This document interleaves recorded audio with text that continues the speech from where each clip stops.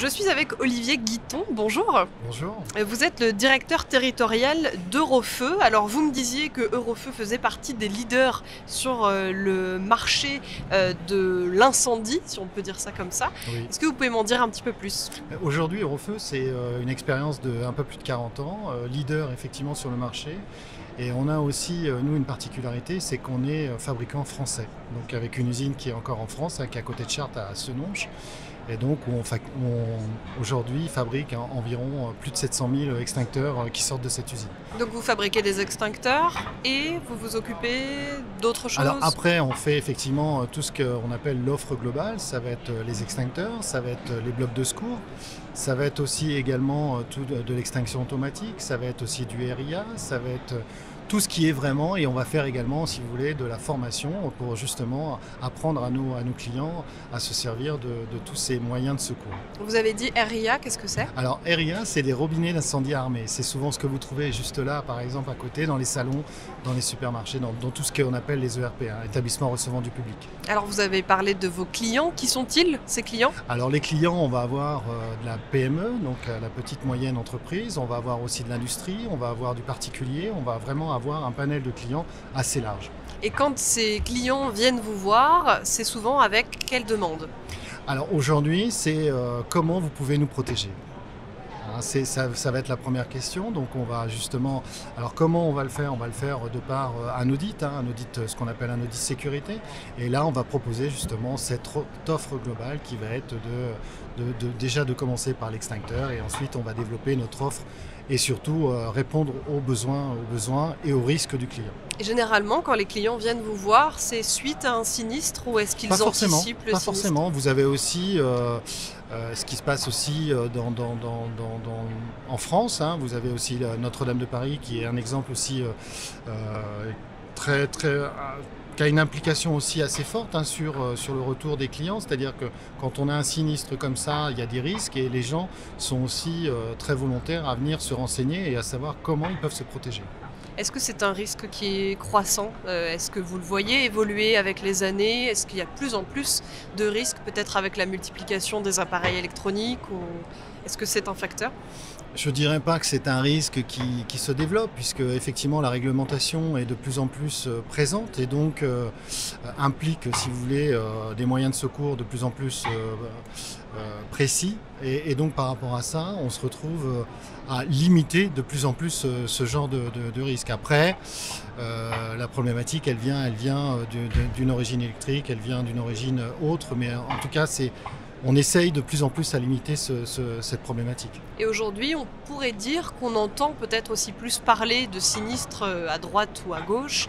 Est-ce que vous pensez que ça crée aussi peut-être de l'information chez vos clients? Est-ce que les gens sont plus au courant de ce qui se passe? Je dirais, vous savez, quand ça n'arrive pas, on s'en occupe pas. Et par contre, s'il y a une information assez importante, je pense que là, ça alerte les gens. Et les gens prennent conscience du risque qui peut arriver. Oui, parce que finalement, on est dans son entreprise ou même chez soi et on ne se rend pas compte qu'autour de nous, il y a une multitude de risques qui nous entourent. Non, clairement. Et on le voit par exemple quand on sensibilise nos clients à la formation, justement à la manipulation. Donc on parle effectivement du risque sur le milieu professionnel, mais les gens associent aussi beaucoup ce risque chez eux. C'est-à-dire se disent, mais ce qui peut arriver dans mon entreprise, ça peut arriver aussi chez moi.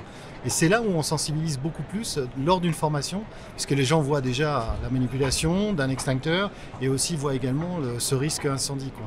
Par exemple, parmi les choses que vous leur apprenez dans ces formations, est-ce que vous pouvez nous citer quelque chose peut-être Alors, dessus, on va schématiser, si vous voulez, plusieurs effets. On va parler par exemple d'une cuisinière, on va parler d'un bureau, on va parler d'un ordinateur. Donc on va simuler un départ de feu. Et donc après, on va demander aux stagiaires, donc aux clients, de prendre le meilleur moyen adapté au risque. Donc on va lui donner la possibilité de choisir plusieurs extincteurs et on va lui dire, quel extincteur vous prendriez pour éteindre ce départ de feu. Alors vous me disiez, quand vous recevez vos clients, vous faites ensuite un audit de sécurité, c'est ça? Et après, alors comment est-ce que vous choisissez les services que vous leur apportez? Alors, c'est ce que on adapte déjà par rapport au risque, hein, par rapport au risque approprié, puisque l'extincteur doit être approprié au risque. Donc ça va être déjà par rapport au risque du client et au risque du site aussi également. Mais après, on va, si vous voulez, faire une proposition en ce sens. Et c'est des installations qui coûtent à peu près combien si on devait donner une fourchette de prix? C'est compliqué selon la surface. C'est compliqué, très compliqué, parce que vous allez partir d'un extincteur, par exemple, on va prendre un salon de coiffure où vous allez avoir peut-être un ou voire deux extincteurs. Après, vous allez partir sur peut-être une installation où vous allez avoir 1 500 extincteurs. Donc, difficile de jauger un prix par rapport à cela. Et pourquoi est-ce qu'il y a une nécessité aujourd'hui, selon vous, d'informer sur ces risques-là? Déjà, on a les assureurs qui sont très impliqués dans cela, puisqu'on parle de normes, hein. Donc tout ce qui est normatif aujourd'hui est aussi accompagné par les assurances, puisque un risque, on sait qu'un risque incendie, un incendie dans un appartement ou autre, dans une copropriété, c'est aussi des coûts importants, aussi bien pour la personne, mais aussi bien pour la copropriété, mais aussi bien pour l'assurance. Donc aujourd'hui, c'est vrai qu'il y a une implication aussi de tous ces acteurs-là qui nous aident aussi à accompagner la protection incendie. Merci beaucoup, Olivier Guiton. Merci.